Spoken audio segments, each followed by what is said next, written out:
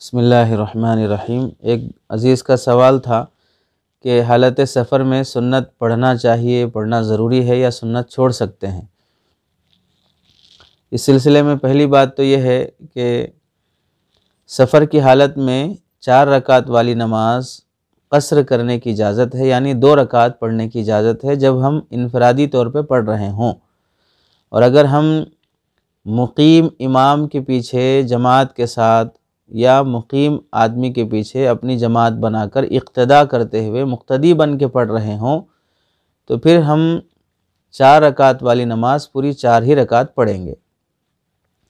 قصر کی جو بات ہے وہ فرض میں ہے، سنت میں نہیں ہے۔ سنت میں قصر کی اجازت نہیں ہے۔ تخفیف، کمی کر دینا اللہ کی طرف سے، اللہ نے جو فرائض بندے پہ رکھے ہیں ان فرضوں میں کمی آتی ہے، کمی کی جا رہی ہے بندے کے لیے۔ سنتیں جو اللہ کے نبی علیہ السلام کا عمل ہے اس میں کسی بھی طرح کی تخفیف نہیں ہے، یعنی 4 رکعت والی سنتیں 2 رکعت پڑھنا سفر میں اس طرح تخفیف کی اجازت نہیں ہے۔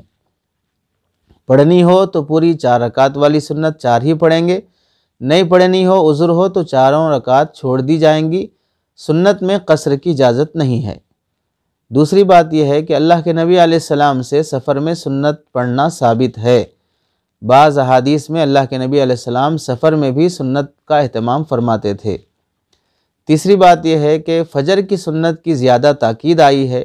اللہ کے نبی علیہ السلام نے فرمایا کہ اگر تمہیں گھوڑوں کے روند دیے جانے کا بھی اندیشہ اور ڈر ہو اور تم سنت پڑھ کر ہی اپنی جان کو بچا سکتے ہو تو اتنا کر لو کہ سنت پڑھ لو اور پھر اپنی جان بچانے کی فکر کرو۔ تو اس کی تاکید زیادہ ہے، اس واسطے فجر کی فرض کے ساتھ سنت بھی پڑھنے کا اہتمام کرنا چاہیے۔ فجر کی سنت مؤکدہ ہے بھی مؤکدہ اور اس کی تاکید اشد تاکید ہے، وہ آکد السنن ہے، یعنی سنتوں میں بہت زیادہ مؤکد والی سنت ہے۔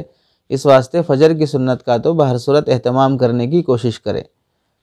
چوتھی بات یہ ہے کہ فجر کی سنت کے علاوہ جو دوسری نمازوں کی سنتیں ہیں ان سنتوں کے سلسلے میں اگر گاڑی اپنے قابو کی نہیں ہے، سفر جاری ہے، یا گاڑی چھوٹ جانے کا اندیشہ ہے، یا ساتھیوں کو جلدی ہے، یا ہمیں نماز میں زیادہ وقت لگ جانے کی صورت میں مال یا اپنی جان کا خوف اور ڈر ہے، چوکنا رہنا پڑتا ہے، ان صورتوں میں ہم صرف فرض پر اکتفا کریں، سنت چھوڑ دیں، خواہ وہ سنت مؤکدہ ہو یا سنت غیر مؤکدہ ہو۔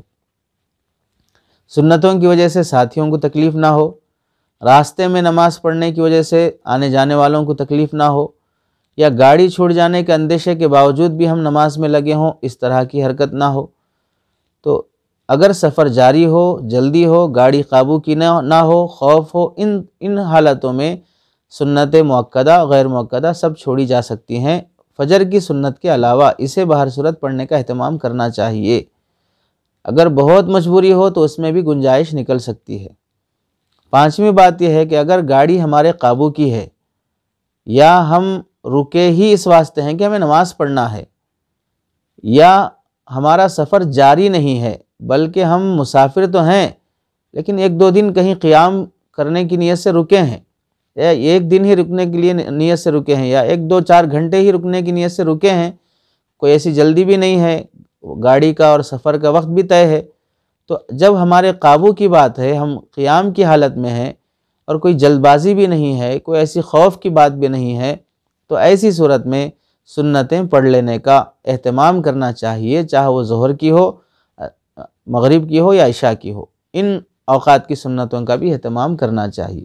اسی کے ساتھ ساتھ وتر کی نماز چونکہ حنفی مسلک میں واجب ہے، بلکہ 5 فرائض کے ساتھ اسے بھی گویا کہ عملی طور پہ فرض سمجھ لینا چاہیے، تو وتر کی نماز کا بھی سفر میں اہتمام کرنا ضروری رہے گا۔ وتر میں کسی بھی طرح کی تخفیف نہیں ہوگی۔